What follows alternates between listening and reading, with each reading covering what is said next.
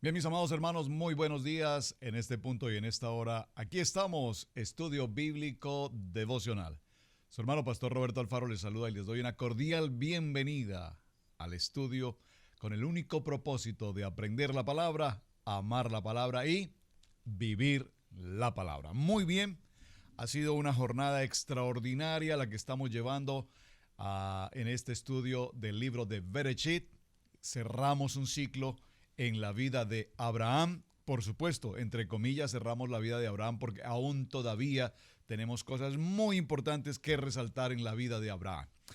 Vemos cómo en su historia Abraham recibe la voz de Dios durante 13 ocasiones.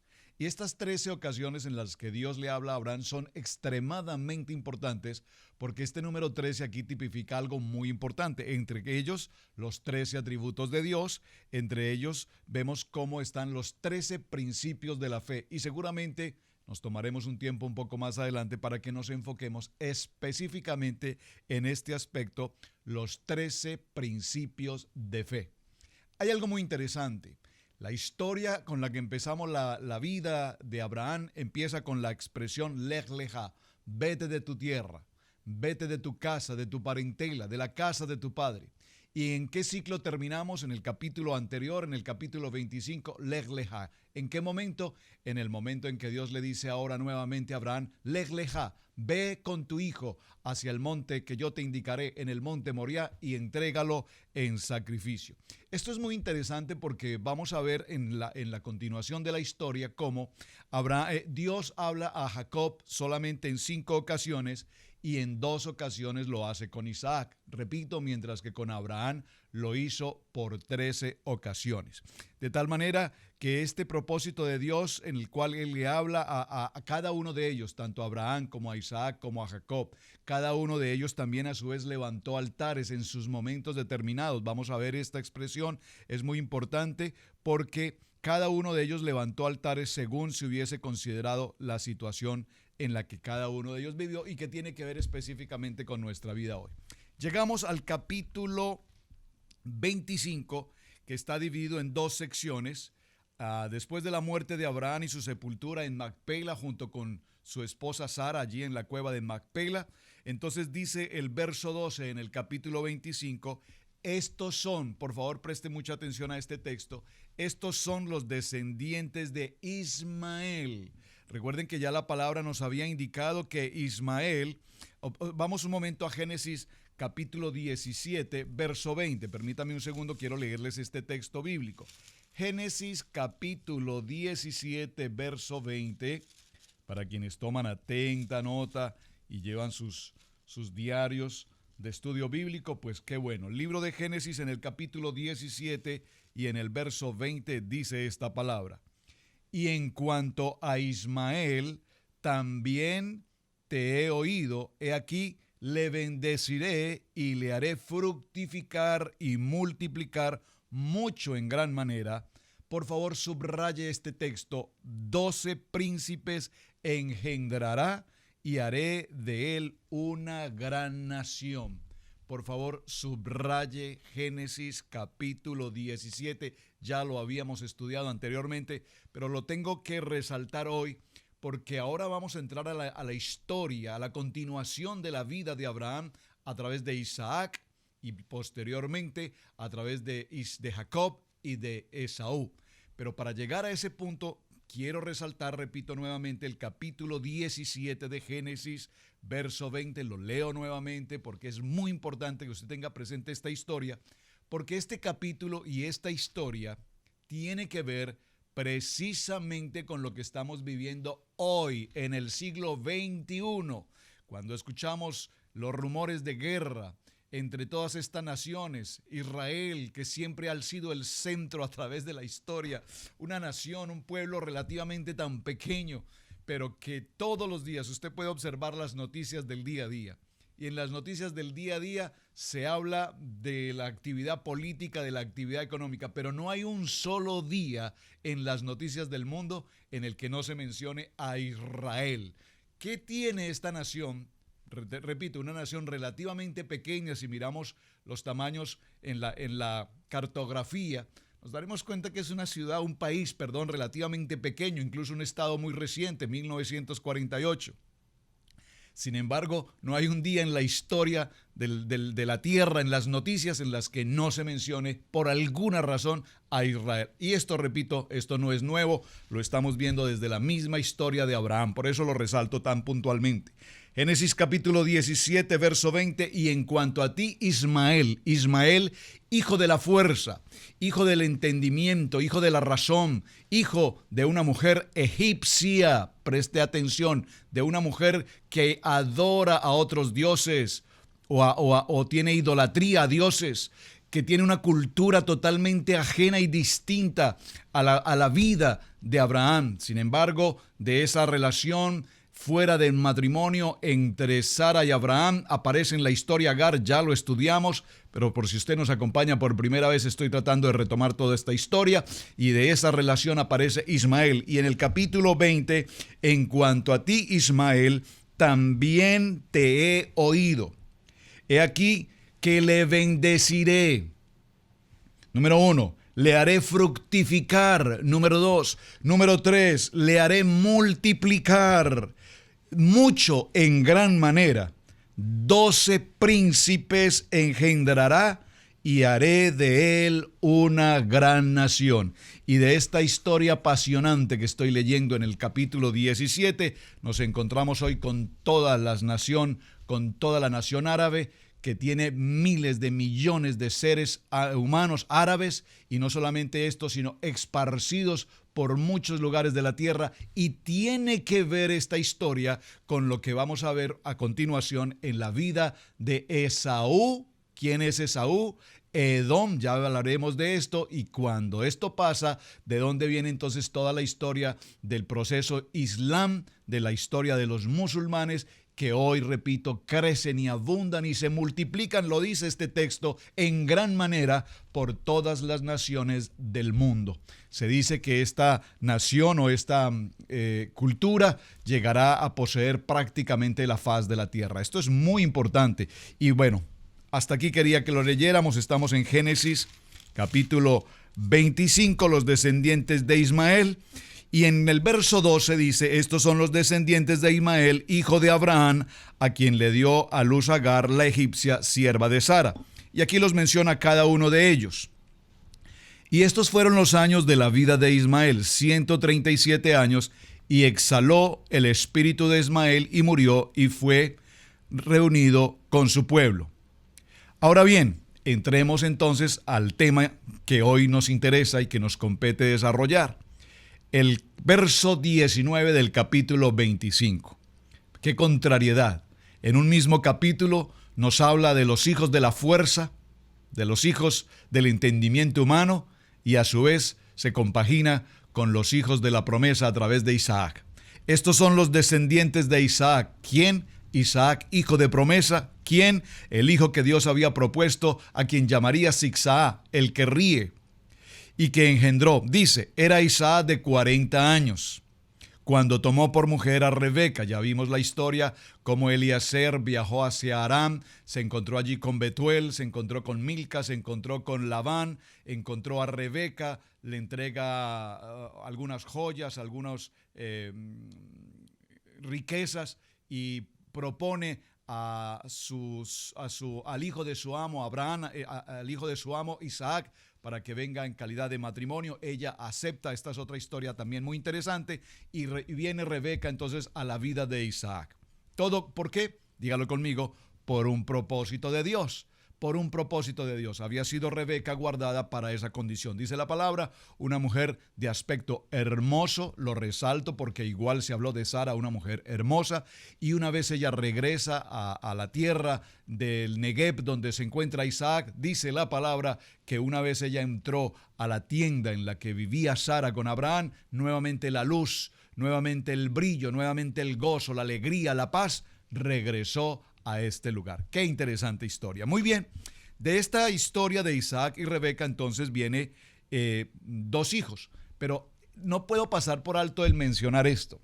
Cuando Rebeca sale de la casa de su padre, recuerden que su mamá y su hermano Labán la bendicen y le dicen que tengas muchos hijos, millares, y que poseas todas las tierras a las cuales tú vas.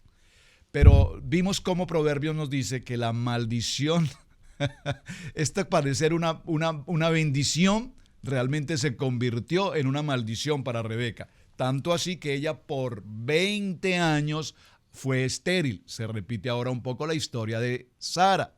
¿Hasta qué momento? Hasta que Isaac ora al Dios Todopoderoso y bendice Dios esta oración, contesta Dios esta oración y abre el vientre de Sara para que de ellos vengan entonces estos dos hijos. Y oró, dice el verso 21, y oró Isaac a Jehová por su mujer que era estéril, y lo aceptó Yahweh y concibió Rebeca su mujer. Y los hijos luchaban dentro de ella. Por favor, presten mucha atención que este texto lo pasamos un poco por alto, pero es extremadamente importante que lo entendamos. Dentro de su vientre, en el vientre de Rebeca, estos dos hijos, es decir, gemelos o mellizos mejor, dos hermanos dentro del vientre estaban en una continua pugna. Allí dentro del vientre se movían, estaban en batalla, estaban forcejeando. Y entonces se dijo Rebeca para sí, si es así, ¿para qué vivo yo? Qué expresión tan impresionante la de Rebeca. ¿Para qué vivo yo? De tal manera que ella fue a consultar a Yahweh y él le responde y le dice, dos naciones, por favor subraye este texto, dos naciones hay en tu seno y dos pueblos serán divididos desde tus entrañas. Un pueblo será más fuerte que el otro pueblo y el mayor, aquí de quién nos está hablando, del mayor que es Esaú, puesto que salió primero, dice, el mayor servirá al menor. Cuando se cumplieron sus días para dar a luz, he aquí, habían gemelos en su vientre. Aquí hay que hacer una pequeña diferenciación entre gemelos univitelinos, es decir, que son dos gotas de agua idénticos, o gemelos mellizos, es decir, dos nacen en el mismo momento, pero no eran idénticos físicamente. Y esto lo resalto porque la Biblia nos lo va a mostrar. Y salió primero el rubio, y era todo velludo como una pelliza, y llamaron su nombre Esaú. Después salió su hermano, trabada su mano en el calcañar de Esaú, y fue llamado su nombre Jacob. Y era Isaac de edad de 60 años cuando ella dio a luz. Quiero leer este comentario respecto a este momento importante del nacimiento. Dice la palabra, las dos naciones que concebirán no serán importantes al mismo tiempo. El auge de ellos dependerá de la caída de la una del otro. Y entonces dice la palabra, y le nacieron dos mellizos. El primero de los mellizos era un poco extraño. Miren qué interesante este texto. Dice, era un poco extraño. No parecía realmente un recién nacido. No parecía un bebé dulce recién nacido, dice la enseñanza, sino que era un niño extremadamente peludo, con barba y con su boca llena de dientes. Qué interesante, ¿verdad? ¿Y qué dice el texto? Lo llamaron Esaú, Isaac, que significa el terminado, pues había nacido con los pelos como un adulto. Su nombre Isaac deriva de la raíz Asa, que significa terminado.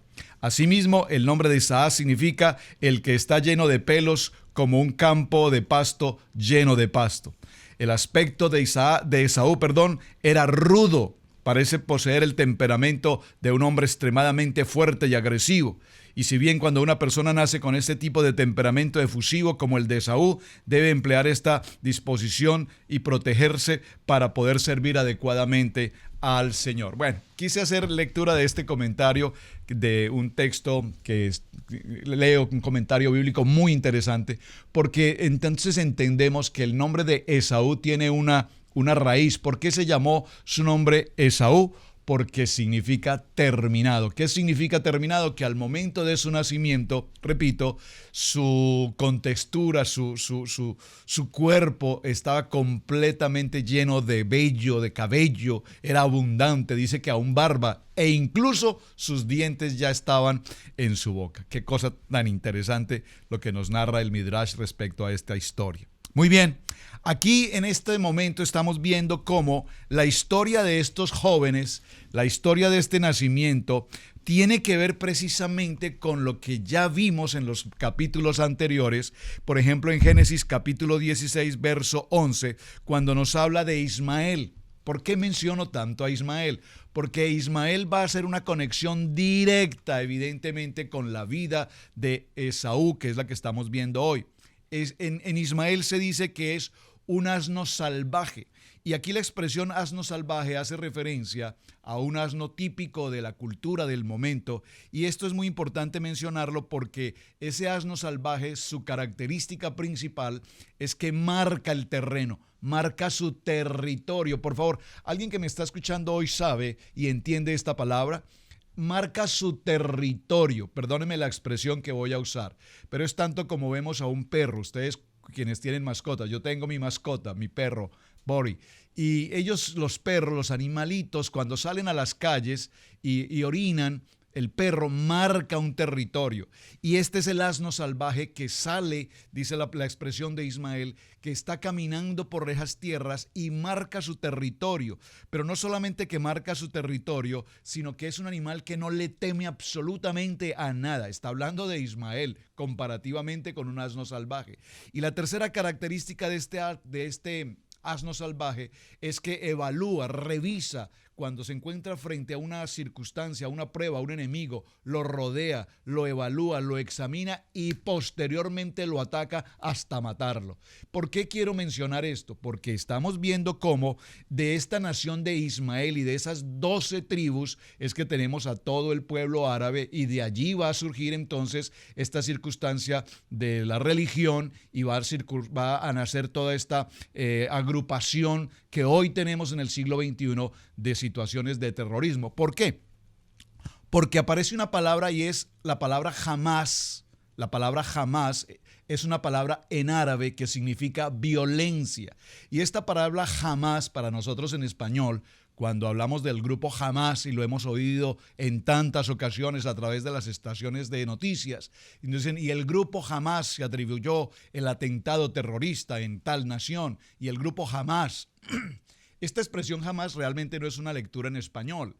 Esta expresión jamás es una expresión en árabe que significa violencia, es decir, el grupo violento árabe tal es una organización dedicada al terrorismo.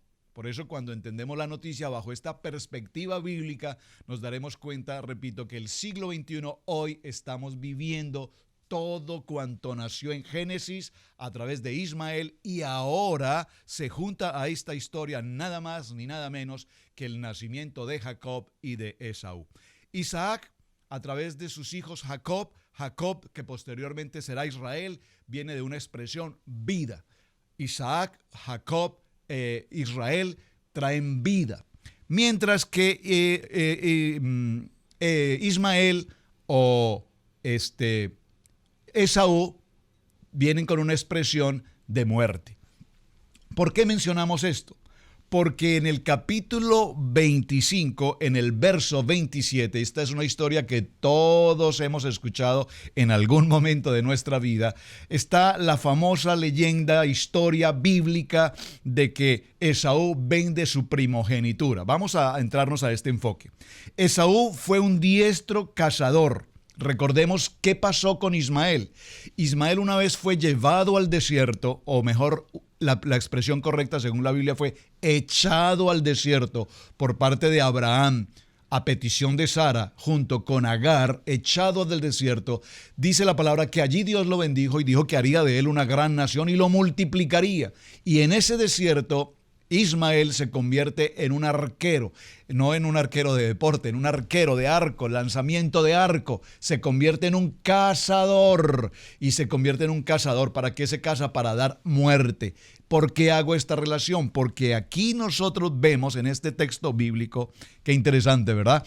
Que lo primero que nos describe la Biblia de la vida de Esaú es que era un diestro cazador, hombre de campo.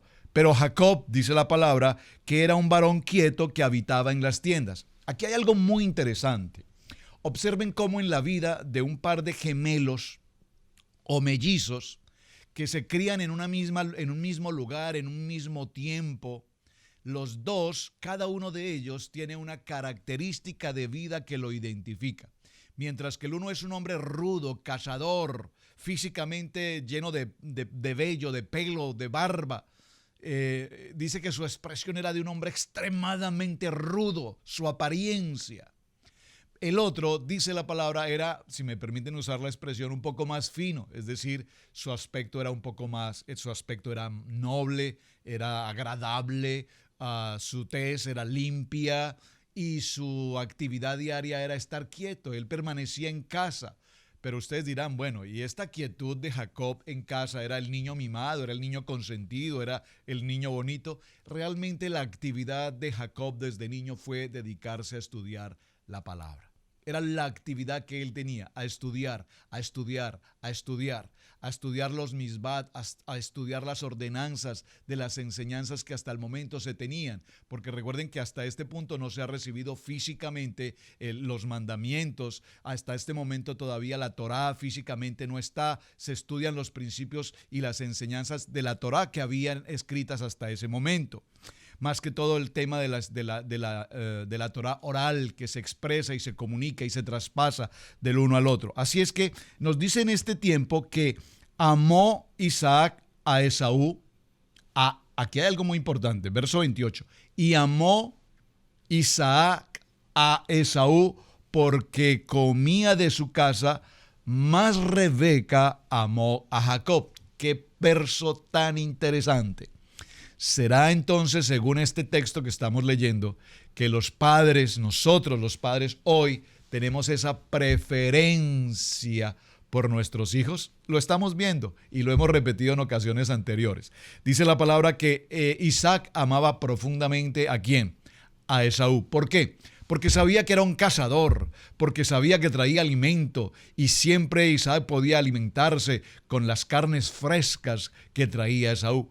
Sin embargo, nos dice que Rebeca amaba de manera especial a Jacob. Es decir, aquí había, podríamos decirlo, una pequeña división, y tal vez no una ni muy pequeña, yo creo que más bien una gran división entre estos padres, porque el uno se inclinaba por uno, el otro se inclinaba por el otro. Ahora recordemos, muy importante, que ya aquí hay una palabra profética. El mayor, Esaú, dice la palabra, dijo Dios, en tu vientre hay dos naciones, y el mayor servirá al menor. Esto no lo perdamos de vista en la lectura, porque es lo que nos va a determinar lo que viene a continuación.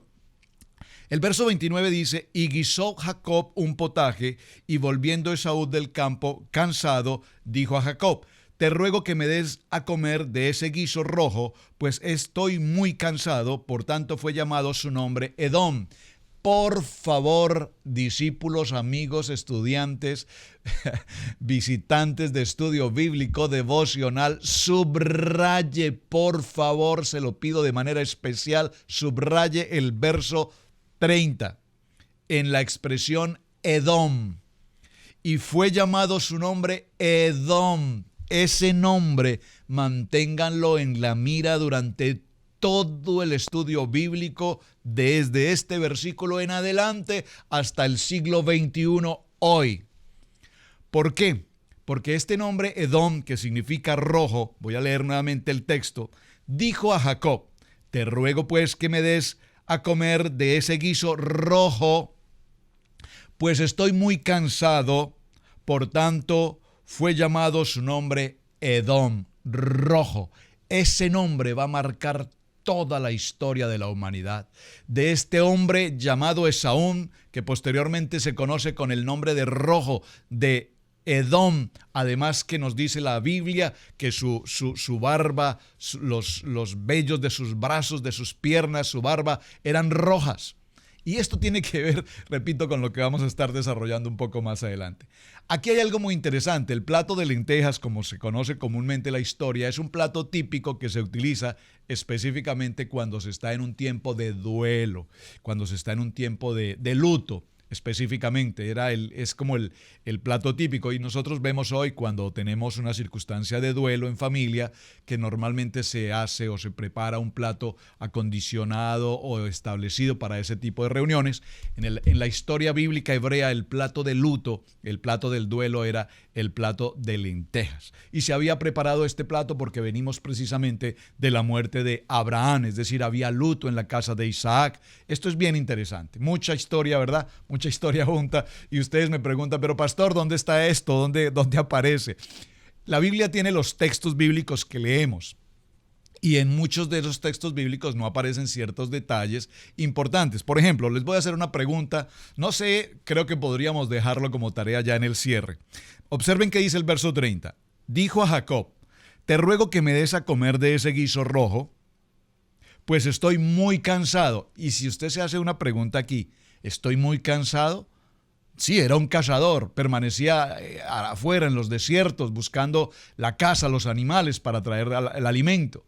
Pero cuando aquí la Biblia nos dice estoy muy cansado, valdría la pena, por supuesto, hacernos una pregunta. ¿Muy cansado de qué? ¿Qué estaba haciendo antes de este momento Esaú para estar tan supremamente cansado al punto que le pide a Jacob que le dé de ese alimento de luto? No por guardar el luto ni por guardar el luto, el duelo de su abuelo, sino que aquí hay algo interesante. Véndeme en este día tu primogenitura.